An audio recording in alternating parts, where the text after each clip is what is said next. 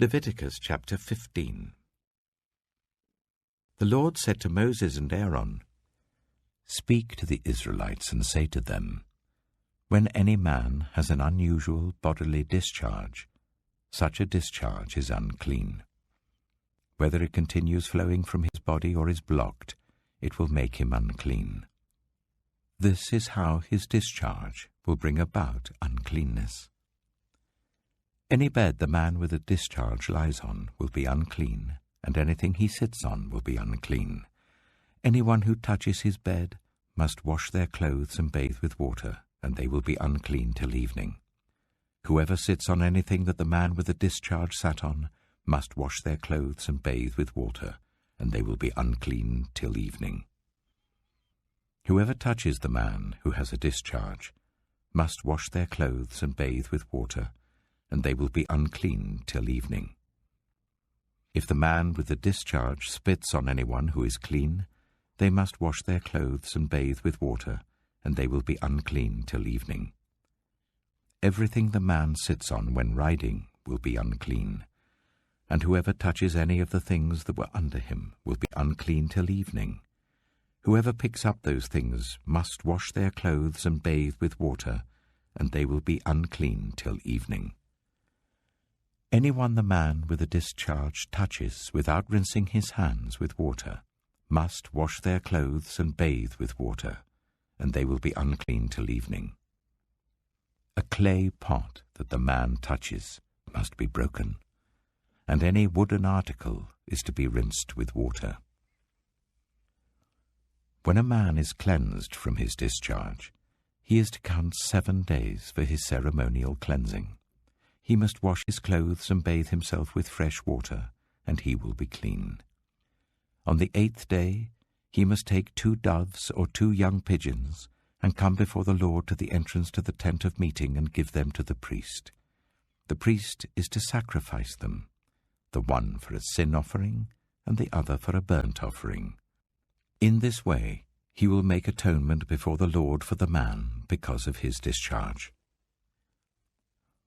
When a man has an emission of semen, he must bathe his whole body with water, and he will be unclean till evening. Any clothing or leather that has semen on it must be washed with water, and it will be unclean till evening. When a man has sexual relations with a woman, and there is an emission of semen, both of them must bathe with water, and they will be unclean till evening. When a woman has her regular flow of blood, the impurity of her monthly period will last 7 days, and anyone who touches her will be unclean till evening. Anything she lies on during her period will be unclean, and anything she sits on will be unclean. Anyone who touches her bed will be unclean. They must wash their clothes and bathe with water, and they will be unclean till evening. Anyone who touches anything she sits on will be unclean. They must wash their clothes and bathe with water, and they will be unclean till evening. Whether it is the bed or anything she was sitting on, when anyone touches it, they will be unclean till evening. If a man has sexual relations with her, and her monthly flow touches him, he will be unclean for 7 days. Any bed he lies on will be unclean.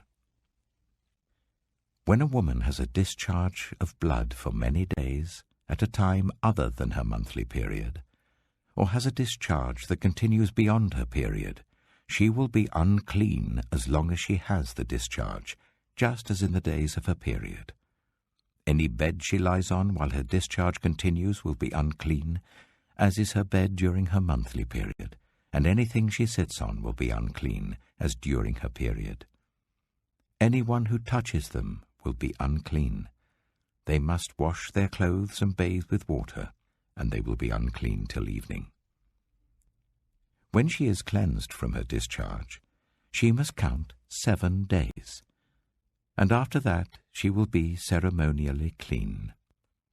On the 8th day, she must take 2 doves or 2 young pigeons and bring them to the priest at the entrance to the tent of meeting. The priest is to sacrifice one for a sin offering and the other for a burnt offering. In this way, He will make atonement for her before the Lord for the uncleanness of her discharge. You must keep the Israelites separate from things that make them unclean, so they will not die in their uncleanness for defiling my dwelling place which is among them. These are the regulations for a man with a discharge, for anyone made unclean by an emission of semen, for a woman in her monthly period, for a man or woman with a discharge, and for a man who has sexual relations with a woman who is ceremonially unclean.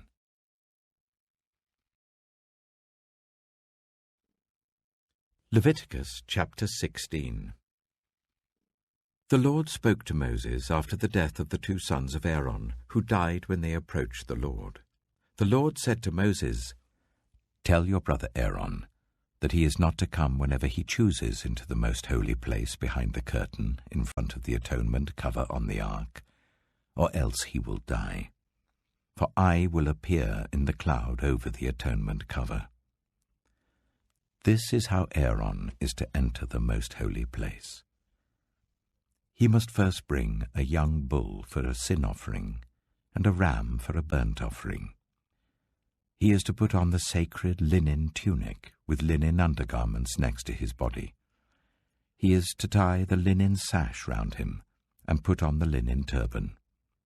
These are sacred garments, so he must bathe himself with water before he puts them on. From the Israelite community, he is to take 2 male goats for a sin offering and a ram for a burnt offering. Aaron is to offer the bull for his own sin offering, to make atonement for himself and his household. Then he is to take the 2 goats and present them before the Lord at the entrance to the tent of meeting. He is to cast lots for the 2 goats, 1 lot for the Lord, the other for the scapegoat. Aaron shall bring the goat whose lot falls to the Lord and sacrifice it for a sin offering. But the goat chosen by lot as the scapegoat shall be presented alive before the Lord, to be used for making atonement by sending it into the wilderness as a scapegoat. Aaron shall bring the bull for his own sin offering to make atonement for himself and his household, and he is to slaughter the bull for his own sin offering. He is to take a censer full of burning coals from the altar before the Lord, and 2 handfuls of finely ground fragrant incense, and take them behind the curtain. He is to put the incense on the fire before the Lord, and the smoke of the incense will conceal the atonement cover above the tablets of the covenant law, so that he will not die. He is to take some of the bull's blood and with his finger sprinkle it on the front of the atonement cover. Then he shall sprinkle some of it with his finger 7 times before the atonement cover. He shall then slaughter the goat for the sin offering for the people, and take its blood behind the curtain and do with it as he did with the bull's blood. He shall sprinkle it on the atonement cover and in front of it. In this way he will make atonement for the most holy place because of the uncleanness and rebellion of the Israelites, whatever their sins have been. He is to do the same for the tent of meeting, which is among them in the midst of their uncleanness. No one is to be in the tent of meeting from the time Aaron goes in to make atonement in the most holy place until he comes out, having made atonement for himself, his household, and the whole community of Israel. Then he shall come out to the altar that is before the Lord, and make atonement for it. He shall take some of the bull's blood and some of the goat's blood and put it on all the horns of the altar.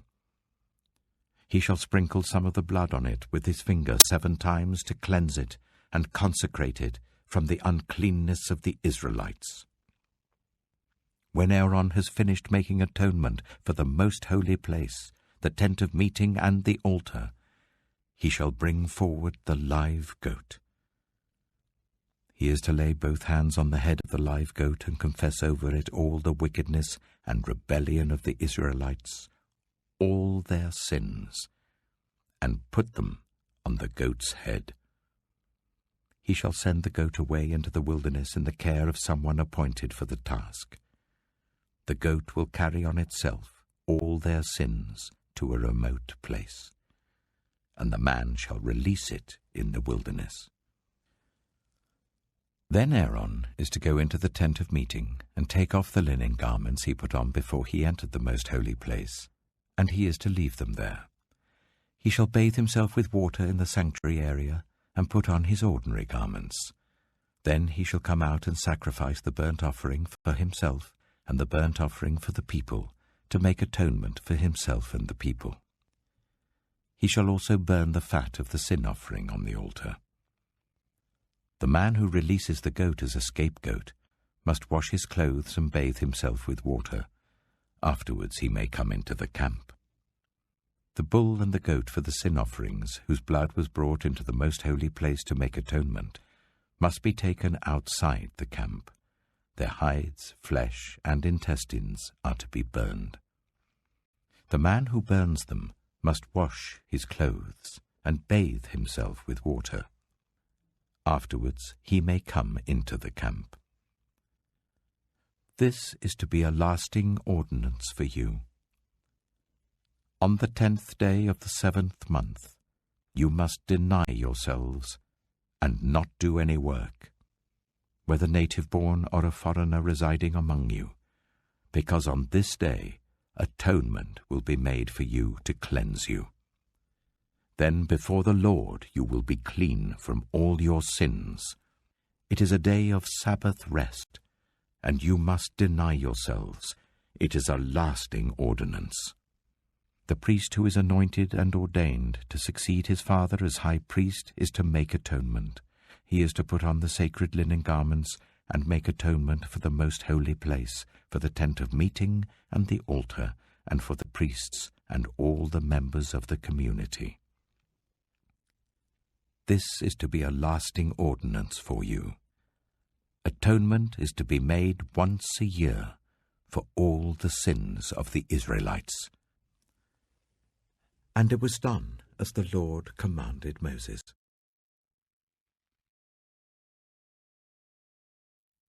Mark chapter 2. A few days later, when Jesus again entered Capernaum, the people heard that he had come home. They gathered in such large numbers that there was no room left, not even outside the door, and he preached the word to them. Some men came, bringing to him a paralyzed man, carried by 4 of them. Since they could not get him to Jesus because of the crowd, they made an opening in the roof above Jesus by digging through it and then lowered the mat the man was lying on. When Jesus saw their faith, he said to the paralyzed man, "Son, your sins are forgiven." Now, some teachers of the law were sitting there thinking to themselves, "Why does this fellow talk like that? He's blaspheming. Who can forgive sins but God alone?"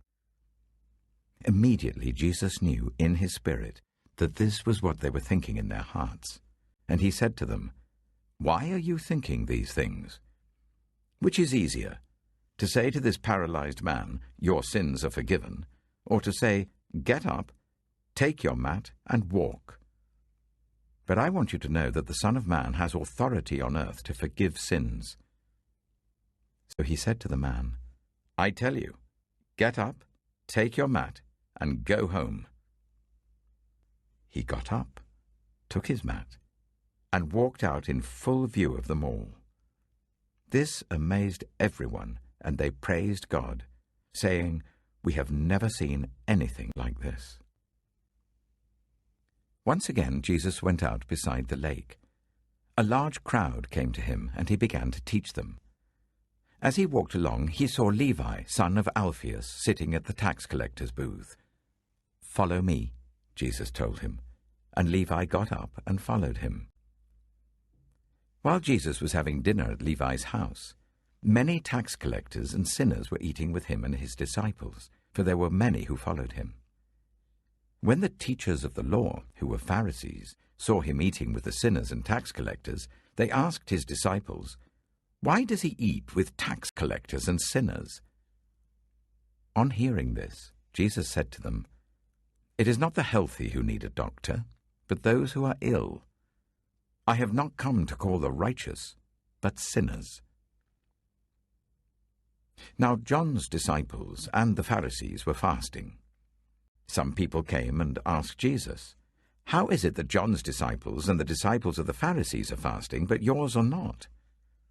Jesus answered, "How can the guests of the bridegroom fast while he is with them? They cannot, so long as they have him with them. But the time will come when the bridegroom will be taken from them, and on that day they will fast. No one sews a patch of unshrunk cloth on an old garment.